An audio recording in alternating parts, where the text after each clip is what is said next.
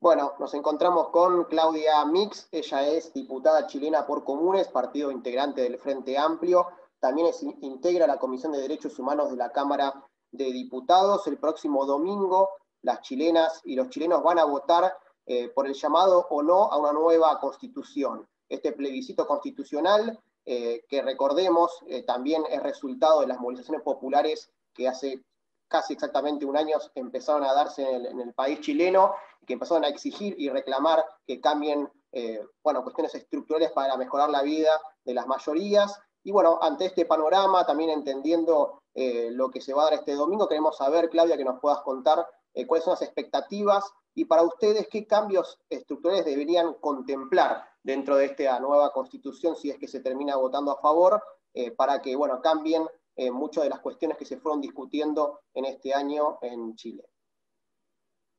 Hola, primero saludarles a todas y a todos y agradecer obviamente esta entrevista, este espacio. La verdad que para nosotros lo que va a ocurrir el día domingo es un día histórico, es un hecho que nunca antes hemos vivido los chilenos y las chilenas y quienes también habitan este país que van a tener la posibilidad de participar. Jamás en nuestra historia republicana hemos tenido la posibilidad de escribir nuestra constitución, siempre las que hemos tenido y la última, sobre todo, que fue escrita bajo la dictadura y que se mantiene vigente, que nos rige en lo cotidiano, ya después de 30 años, de hecho, de democracia aún tenemos esta constitución. Por eso para nosotros es muy trascendental. Pero además quiero sumar a ello que no fue fácil conseguir esto, que no fue fácil. Esta votación que vamos a tener el día domingo, que parece una votación cualquiera, no lo es.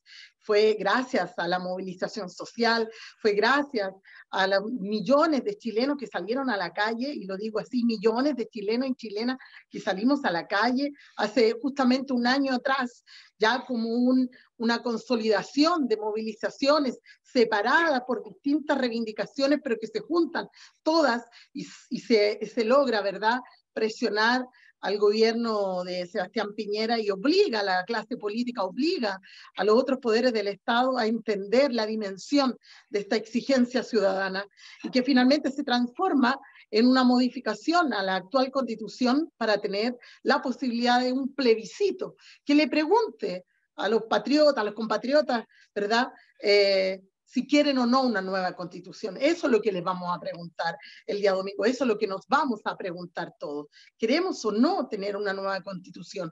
Y tenemos dos papeletas, una que nos pregunta eso y los segundos que nos pregunta a través de qué mecanismo la vamos a redactar esa nueva constitución. Por eso que es tan importante y por eso nosotros obviamente estamos full campaña por el apruebo, por tener una nueva constitución en nuestro país y por cierto que sea escrita a través de una convención constitucional donde todos y cada uno de los miembros de esa convención sean elegidos por la ciudadanía, el 100% de ellos.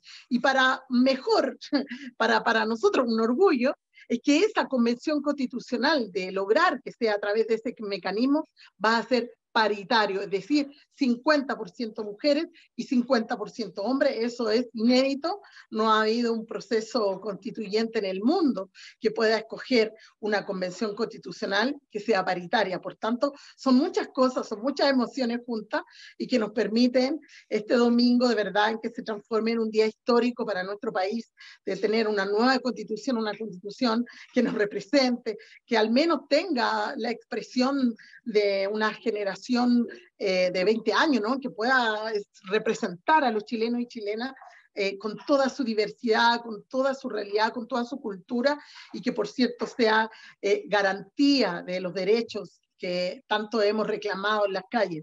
El estallido social significó eso.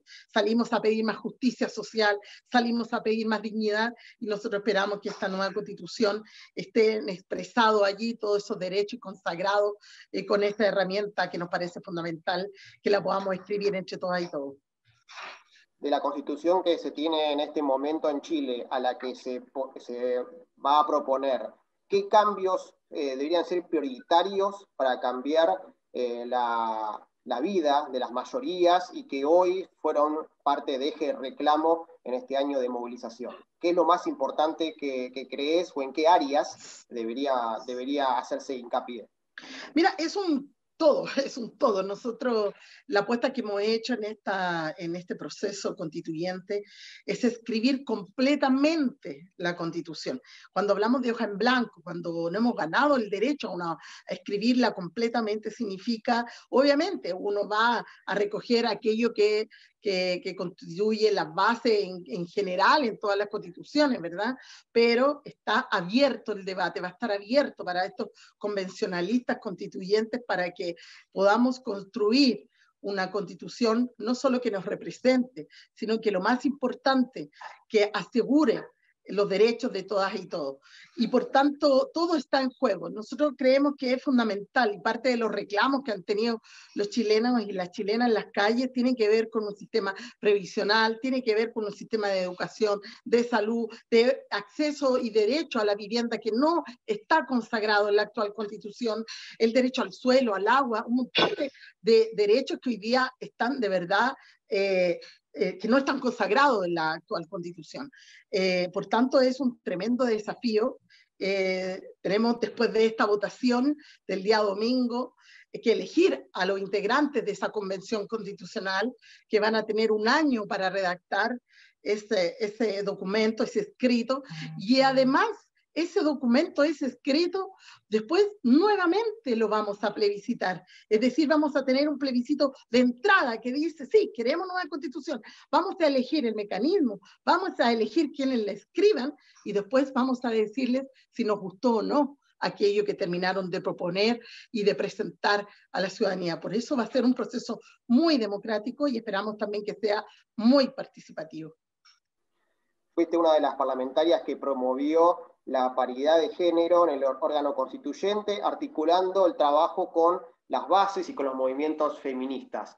¿Qué desafíos crees que se abren en este sentido? Y también si podrías explicar un poco, lo comentaste recién, en la diferencia que se generaría entre aprobar la convención constitucional o la mixta para poder alcanzar esta paridad.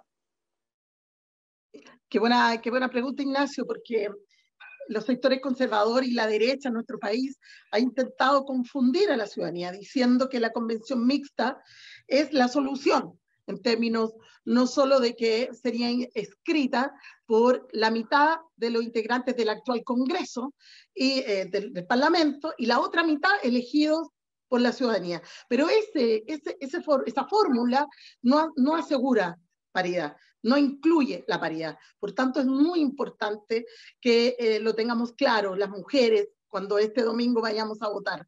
La mixta no es paridad, la mixta no es como la han querido mostrar, de que han intentado confundir incluso el discurso. La mixta es actual clase política, la mitad de ella, y la mitad de ciudadanos representados y elegidos para ese fin. Por tanto, para nosotras, las mujeres, las feministas de Chile, es muy importante que gane la opción de la Convención Constitucional, que tengamos la posibilidad también por primera vez en la historia de representarnos y que los hombres no estén sobre representados.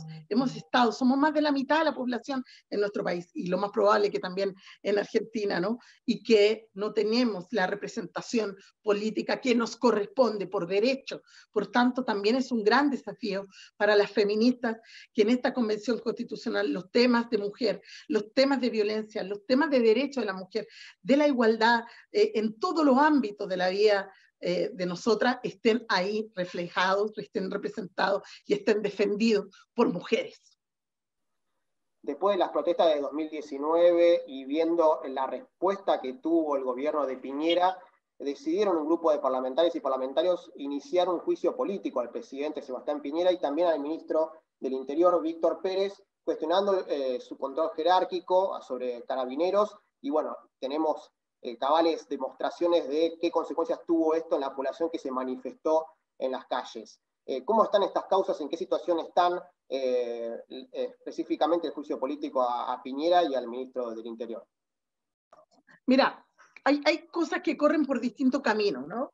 Hay un camino judicial hay querellas presentadas en los tribunales de justicia por violación a los derechos humanos, donde incluye no solo al alto mando de Carabineros, sino también la responsabilidad política de distintos ministros, sobre todo del Interior, y por cierto, directamente al actual presidente de la República. Pero además hay un carril que corre en términos de juicios políticos, que son aquellas acusaciones que hemos presentado en el Parlamento.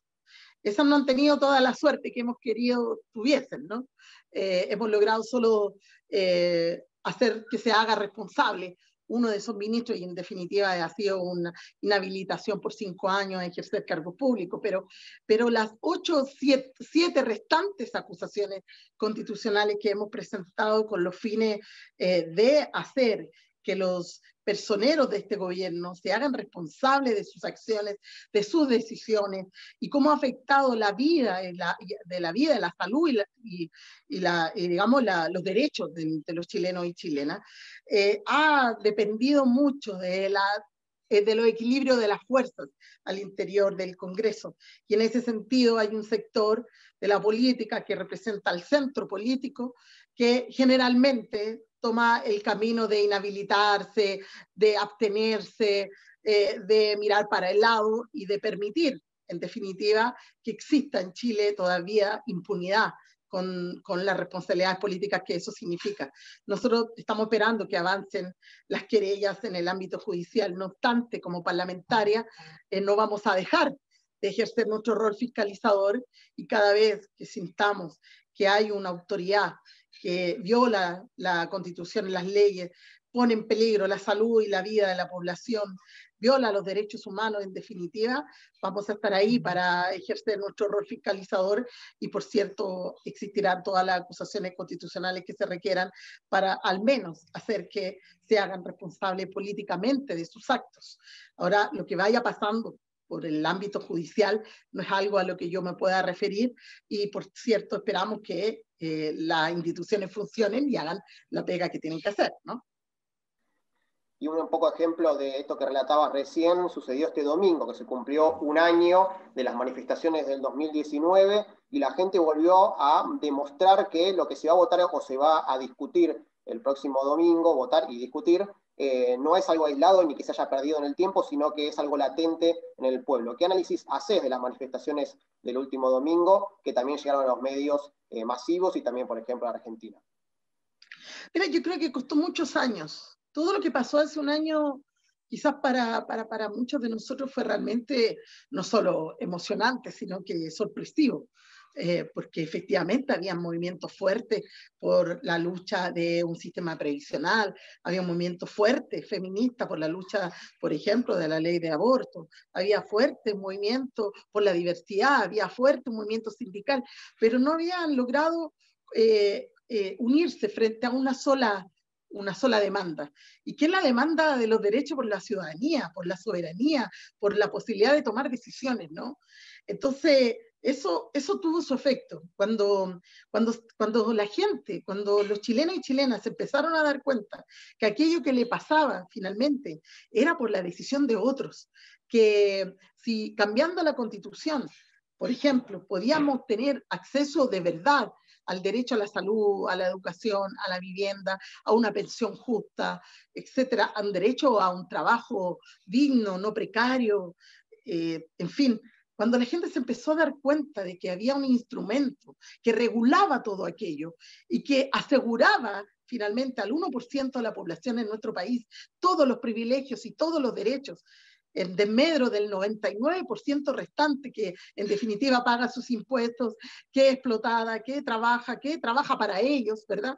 Cuando la gente se dio cuenta que eso tenía una vía de solución legislativa, política, entendió, y por eso que tiene la trascendencia que tiene este proceso constituyente, que no se inicia ahora, que ya se realizaron muchos cabildos, que al alero del estallido social se generó mucha conversación, mucho análisis, y la gente se empezó a dar cuenta de que ahí estaban, que ahí radicaban la injusticia.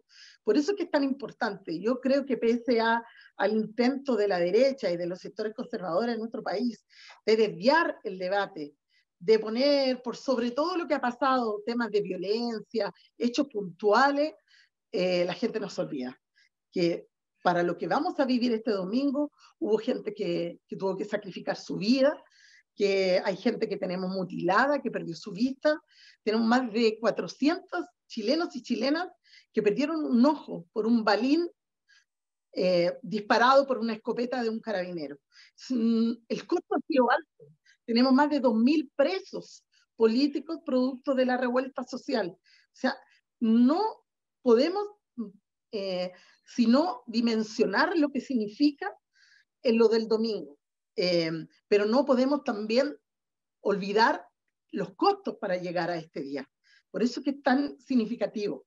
Y por eso que no podemos sino ganar con el apruebo, no podemos sino construir una convención constitucional que represente el sentir de todos aquellos que salieron a la calle a exigir más dignidad.